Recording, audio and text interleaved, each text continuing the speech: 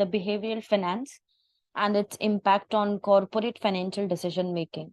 So, I am Professor Priya Gulani from St. Paul Institute of Professional Studies, Indore. So, basically, my research paper brings the contradiction between the traditional finance theories and the behavioral finance theories. The traditional finance theories in corporate finance assumes rational decision making, while on the contrary, behavioral finance incorporates psychological insights into financial decision making. It explores how cognitive biases, emotions, and social factors influence financial behaviors. This research paper explores the intersection of behavioral finance and corporate financial decision making. It examines real world examples and empirical evidences from the Indian corporate sector. The study aims to enhance the effectiveness and accuracy of financial decision making within corporations. Key concepts explored include overconfidence, anchoring, herding, loss aversion, confirmation bias, and the sunk cost fallacy. The goal is to bridge the gap between traditional finance theories and human behavior, fostering a more holistic approach to corporate finance. So, the objective of my study is to study the corporate finance decision making and the biases associated with such decision making. Talking about the research methodology, the research paper is conceptual in nature. Case studies of Indian corporate sector have been analyzed to find out the presence of psychological biases in decision making. The study focuses on literature review and the data was collected from newspapers, journals, websites, published articles, and other reliable sources. So, the first case which I would like to talk about is the Paytm's IPO and its subsequent performance. So, when we talk about the Paytm management exhibited overconfidence in the company's future growth prospects. So, the event depicts the behavioral aspects which were present in their decision making were overconfidence, herding, and overreaction.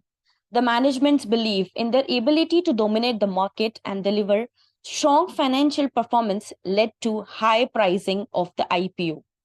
This was despite the company not yet being profitable and facing increasing competition from other fintech players. The second case, which I have quoted, is Yes Bank's risky lending practices. Yes Bank was founded in 2004 by Rana Kapoor and Ashok Kapoor. Quickly, it grew to become one of India's largest private sector banks. It gained prominence for its aggressive expansion strategies and high profile corporate lending. However, by 2020, the bank was embroiled in a severe financial crisis, primarily due to the risky lending practices, poor asset management, and governance issue. So, the behavior aspect that could be identified in their decision making was again overconfidence, confirmation bias. Under the leadership of the founders, Yes Bank engaged in aggressive lending to high risk borrowers.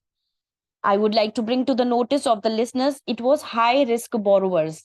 The Yes Bank was lending the loans to the corporate sector which had high risk, driven by overconfidence in the bank's risk management capabilities. So the bank was overconfident about their management of risk. Then the confirmation bias led the management to focus on the success stories of aggressive lending while ignoring the growing pile of non performing assets. The bank's financial health deteriorated, necessitating a rescue plan by the Reserve Bank of India and restructuring of the bank. The third case that I have quoted is of Reliance Communication, debt accumulation and bankruptcy. Reliance Communication, once a leading telecom operator in India, faced a dramatic decline that culminated in bankruptcy in 2019. The company was founded by Anil Ambani in 2004 after the demerger of Reliance Industries. It struggled with mounting debt, intense competition, and regulatory challenges. By 2019, Arcom's financial troubles had become so high that lending to its insolvency proceedings under India's bankruptcy court. So, the behavioral aspect that could be identified in this case was again overconfidence and herding behavior. Anil Ambani's overconfidence in capturing market share and the future profitability of the telecom sector led to aggressive debt funded expansion. Herding behavior was also evident as lenders and investors continued to support the company, influenced by the Ambani name and the actions of other stakeholders. The failure to anticipate market disruptions, especially with the entry of Reliance Jio, led to insurmountable debt and the eventual bankruptcy of Reliance Communication. The next case I have quoted is of infrastructure leasing and financial services, which was established to fund infrastructure projects across India. It emerged as a key player in the infrastructure finance and development space. Over the years, it grew into a massive conglomerate with over 300 subsidiaries and affiliates involved in various sectors, including transportation, energy, and financial services. However, the group's over reliance on debt, coupled with mismanagement and governance failures, culminated in a severe financial crisis that sent shockwaves throughout the Indian economy. The behavioral aspect again identified was overconfidence and herding. The executives displayed overconfidence in their ability to manage a complex web of subsidiaries and high level of debt. The herding behavior was also evident as various stakeholders, including the rating agencies and investors, continued to support the company based on the perceived stability and past performance. Again, the mismanagement event and eventual default led to a severe liquidity crisis, affecting the broader financial system and leading to regulatory interventions. So the final case that I have quoted is of Satyam Computer Services Scandal 2009. Satyam, an IT services and back office accounting firm, was founded in 1987 by B. Ramalinga Raju. By the mid 2000, it had grown into one of India's largest IT companies, listed on both the Bombay Stock Exchange (BSE) and the New York Stock Exchange (NYSE). The scandal broke out in January 2009 when Raju himself confessed to a massive accounting fraud that had inflated the company's financial position for several years. The behavioral aspect that has been identified in this case is anchoring and confirmation bias. The founder and the key executives were anchored to the company's past growth and market expectation, leading them to manipulate the financial statements to meet those expectations.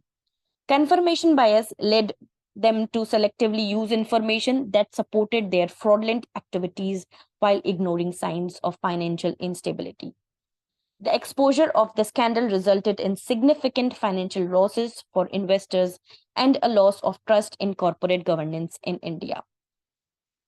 So, after the study of these cases, the suggestions that could be proposed from this study are like implement structured decision making processes, enhance corporate governance and oversight, promote ethical leadership and corporate culture, invest in behavioral finance and education, and training about such behavioral finance strategies.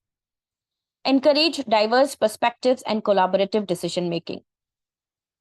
So, to conclude with this presentation, I would like to say the study of behavioral finance through real world case studies of Paytm, RCom, Yes Bank, and Satyam Computers services provided valuable insights into the psychological factors that drive corporate financial decision making.